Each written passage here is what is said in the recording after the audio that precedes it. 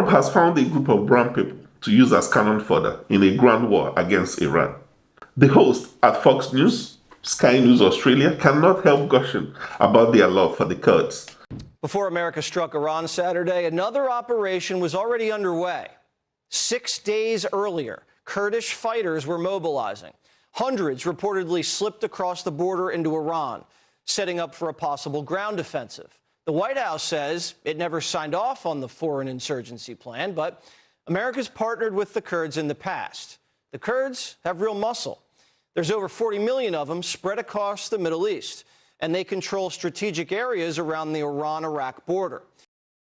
Kurds don't have the ethnic clout to rule the Iranian capital, but they have guns and mojo. And remember, many of them used to live in Iran, so they know the ropes.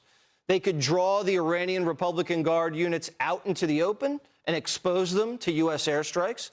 They could also provide security for the Iranian people in the capital and help prevent another regime crackdown. Mind you, they will hate to have the Kurds in America because of their color and religion.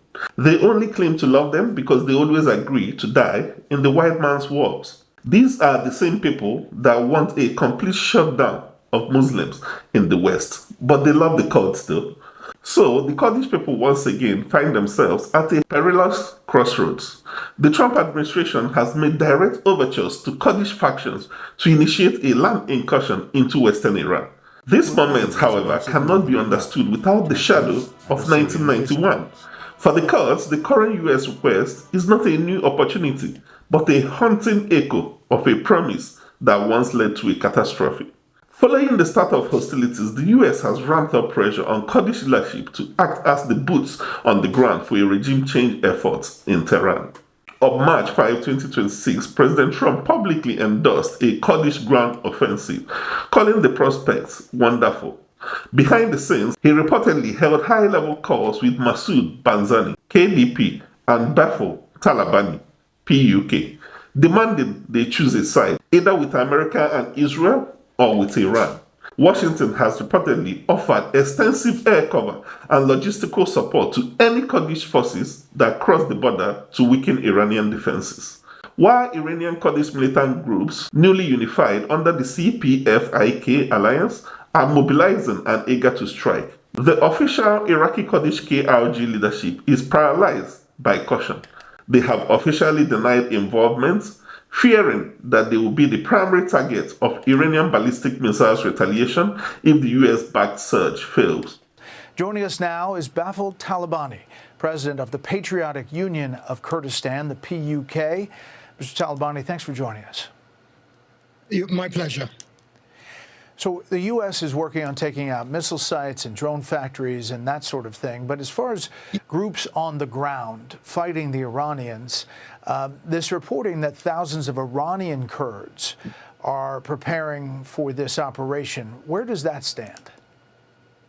There are a lot of Iranian Kurds that deserve dignity, and they deserve perhaps better treatment. But as for any actual preparation and armed Kurds inside Iran, there are elements, and there's lots of political organization.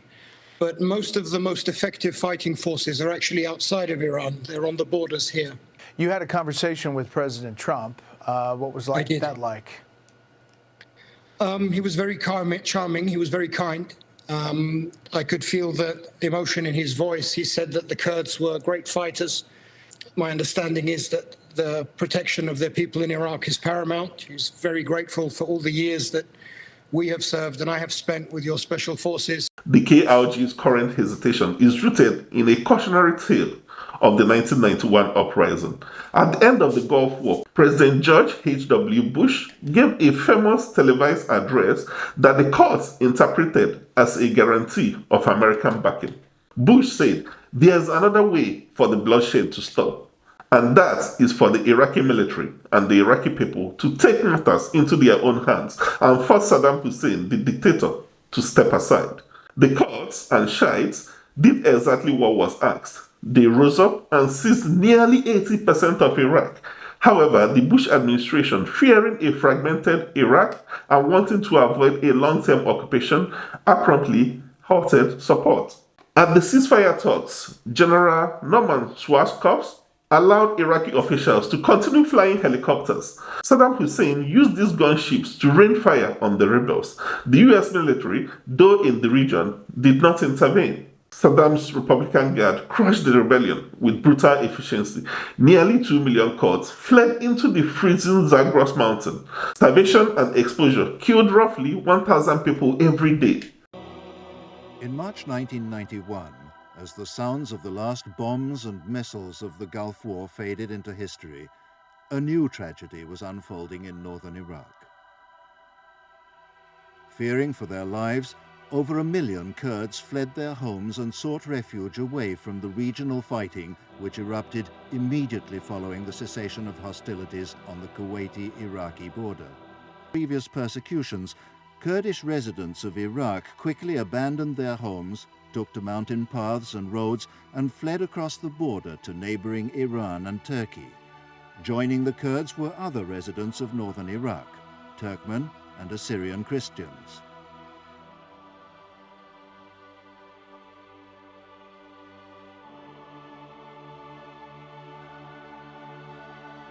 The exodus was difficult and dangerous. Thousands, mainly children and the elderly, losing their lives in the cold and snow-covered mountain passes.